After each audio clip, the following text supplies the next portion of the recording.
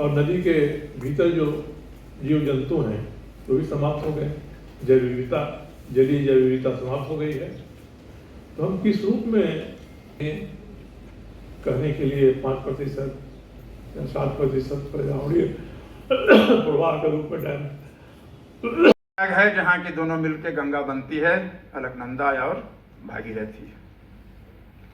ये ऋषिकेश के पास का, फिर हरिद्वार अगर गए हों मैं पानी, तो दिसंबर के महीने में मैं जब अपनी यात्रा शुरू किया था, नाव लेकर गया था, तो देखा कि तो पानी है ही नहीं, दिख नहीं रहा है पानी। हम नाव नहीं, ये आज जिस विषय पर बात हुआ, वास्तव में यह बड़ी नदियों को बचाने का ही कार्यक्रम, क्योंकि बड़ी नदियां छोटी नदियों से मिलकर बनती हैं और छोटी नदियां उससे भी छोटी जलधाराओं से मिलकर बनती हैं, जिसको हम लोग फर्स्ट ऑर्डर स्ट्रीम कहते हैं। जहाँ से शुरुआत होती है छोटी धारा बनने की, उनका संरक्षण नहीं होगा तो बड़ी नदियों का अस्तित्व भी नहीं बचेगा।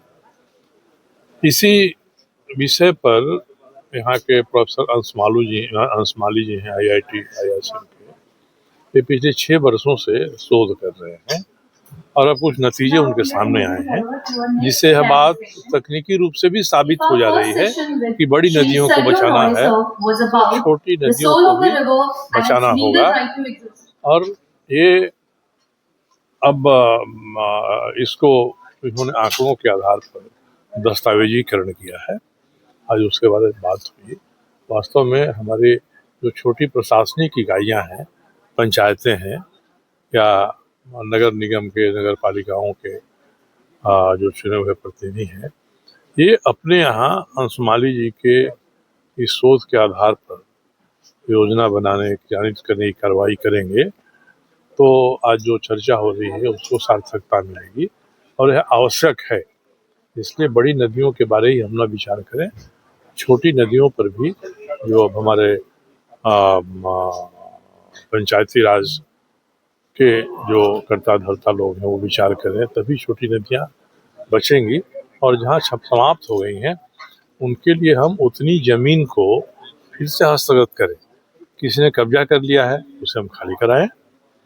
और नदियों के बारे में अब जो नियम बने हैं कि नदी के कम से कम 50 मीटर की दूरी पर कोई निर्माण का काम नहीं होगा। शहर में पुराने निर्माण के काम हो गए हैं और अब नहीं होना चाहिए।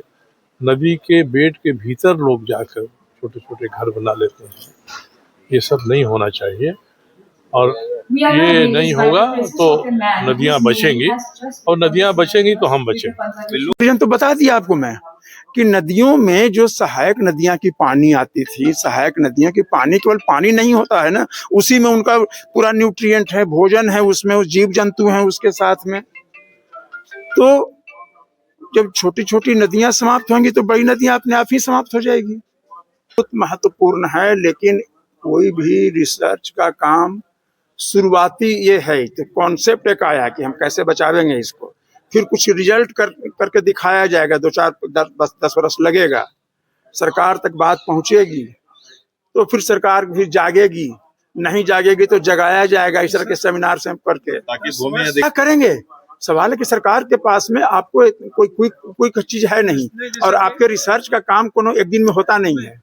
भी केन बेतवा जी केन की बात कर रहे थे, अधिग्रहण इसमें लेकिन हम तो बता रहे हैं आपको कि अधिग्रहण करने में भी, क्योंकि गजेटियर में कहीं भी, चाहे सरकार के सर्वे में, पहले के सर्वे ऑफ इंडिया में, तो पता है कि कहाँ क्या नदी क्या था और जमीन किसका है, तो सरकार की जमीन है।